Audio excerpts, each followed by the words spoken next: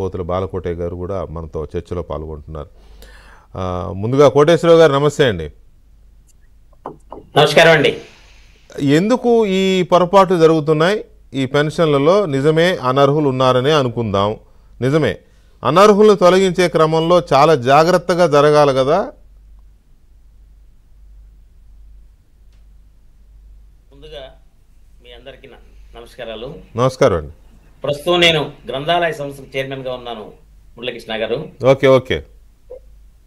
అయితే ఈ దివ్యాంగుల పెన్షన్ల విషయంలో అసలు ఈ పెన్షన్ తీసుకొచ్చిందే దివ్యాంగుల సేవే విశ్వమానవ సేవ అని చెప్పేసి నందమూరి తారక రామారావు గారు ప్రవేశపెట్టినటువంటి పెన్షన్ల రూపకర్త ఎన్టీ రామారావు గారు. వారి అడుగుజాడల్లోనే చంద్రబాబు నాయుడు గారు అనేక ప్రభుత్వాలు వచ్చినప్పుడు కూడా కొనసాగుతున్నాయి. దాంట్లో భాగంగానే ఏదైతే పెన్షన్స్ ఈ మధ్యకాలంలో ఏదైతే నోటీసులు ఇచ్చారో అధికారుల యొక్క అసమర్థత, ముందు చూపు లేకుండా ఎవరికైతే ఇవ్వాలో వాళ్ళకి ఇవ్వకుండా అందరికీ ఇచ్చి పొరపాటు చేసి ఈ ప్రభుత్వం చేస్తున్నటువంటి మంచి కార్యక్రమాన్ని కొంత గందరగోళాన్ని కొంతమంది అధికారులు సృష్టించిన మాట వాస్తవమే. అధికారులు కనుక మరి ఆ తప్పు చేసి ఉంటే ఇప్పుడు అది ప్రభుత్వం కదా, దానికి సమాధానం చెప్పుకోవాల్సి వస్తుంది. అంటే ముందుగా తెలియదా అధికారులు ఇలాంటి తప్పులు చేయకుండా జాగ్రత్త పడడం? కరెక్ట్, నిజమేనండి. అయితే పెన్షన్లు ఎవరికి తీసేయలేదు, నోటీస్ మాత్రమే ఇచ్చారు. నోటీస్ మాత్రమే ఆపేశారు, పెన్షన్లు ఆపేశారు. నోటీస్ ఇవ్వడంతో పాటే పెన్షన్లు ఆపేశారు.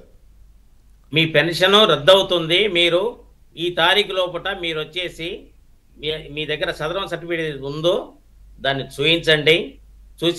చూయించినట్లయితే మీరు కరెక్ట్ కనుక అయితే పెన్షన్ కొనసాగిస్తారు. ఆపేయలేదు. ఆ నోటీస్ తీసుకెళ్ళి నువ్వు వెళ్తే చాలా మందికి నీకు రాదు పో అని కొట్టేసి పంపించేశారు. అందులో డౌటే లేదండి. ఇంకా దాంట్లో మనం శశపిషలు అవసరం లేదు. మురళీకృష్ణ గారు రేపు 1వ తారీఖు పెన్షన్ ఇస్తారండి. 1వ తారీఖు ఇవ్వాలి. ఇప్పుడు సర్దుకుంటున్నారులే. చెప్పండి మీరు చెప్పండి, మీకు అడ్డు రావడం. 1వ తారీఖు గనక పెన్షన్ గనక ఆపివేస్తే మీరన్నట్లు ఈ నెల పెన్షన్ ఆపేశారు అనొచ్చు. అప్ టు డేటు క్లియర్ గా ఇచ్చారు, ఇస్తున్నారు. వాలంటీర్లు ఉంటేనే ఇస్తారని చెప్పి అన్నటువంటి పెన్షన్ ని ఆదివారం 1వ తారీఖు అయితే 30 మళ్ళీ అవన్నీ వద్దులేండి సార్, మనం డైరెక్ట్ ఈ టాపిక్కే మాట్లాడుకుందాం. ప్రధాన్ని ఎక్కడికో తీసుకెళ్ళి ఎక్కడ ముడేసుకోవచ్చు. అయితే మీరు చెప్పినట్లుగా కొంతమంది ట్రాక్టర్ నడుపుతున్నారు, చూశారు కదా. అతను వైసీపీ కార్యకర్త అండి. వైసీపీ కార్యకర్త అని చెప్పేసి అతనికి ట్రాక్టర్ నడిపేవాడికి 15,000 రూపాయలు పెన్షన్ ఇవ్వటం దారుణం కాదా? అటువంటి వెరిఫికేషన్ చేసి తీసేయాలి. ఆ విధమైనవి ఈ రాష్ట్రంలో చూడండి, ఒక 4,76,000 పెన్షన్లకి వెరిఫికేషన్ చేస్తే దాంట్లో 1,00,000 పెన్షన్లు బోగస్ వచ్చాయండి. 1,00,000 పెన్షన్లు 1,00,000 పెన్షన్ బోగస్ వచ్చాయి.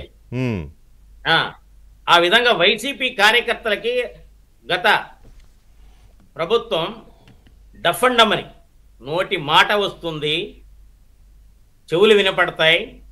అటువంటి వాళ్ళకి సర్టిఫికేట్లు ఇచ్చేసి చూడండి ఎంత దారుణం అంటారు చెప్పండి. మా అధికారులు చేయవలసింది ఏంటంటే ముందుగా ఎవరికైతే 15,000 రూపాయల పెన్షన్ వస్తుందో వాటన్నిటిని పరిశీలించి దీంట్లో అనర్హులు ఉండాలని చెప్పి తీర్చాలి. ఆ విధంగా చేయకుండా నోటీసులు ఇవ్వటం వల్ల కొంతమంది వైసీపీ వాళ్ళే బయటకు చూశారు కదా. రమేష్ అనే వ్యక్తి 2 చేతులు ఉన్నాయండి, మీరు చూస్తున్నారు కదా. కోటేశ్వరరావు గారు వాళ్ళ ప్రచారం గురించి తర్వాత మాట్లాడదాం. నేను డైరెక్ట్గా నా పాయింట్ ఏంటంటే, ఎందుకు ఈ అపచారం జరిగింది?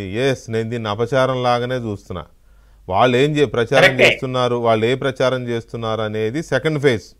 నెక్స్ట్ మాట్లాడదాం. కొంతమంది డాక్టర్లు బోగస్ సర్టిఫికేట్లు ఇవ్వటం వల్ల ఆ డాక్టర్లు కప్పిపుచ్చుకోవడానికి నిజమైన వాళ్ళకు కూడా నోటీసులు ఇవ్వటం తప్పు చేశారు డాక్టర్లు.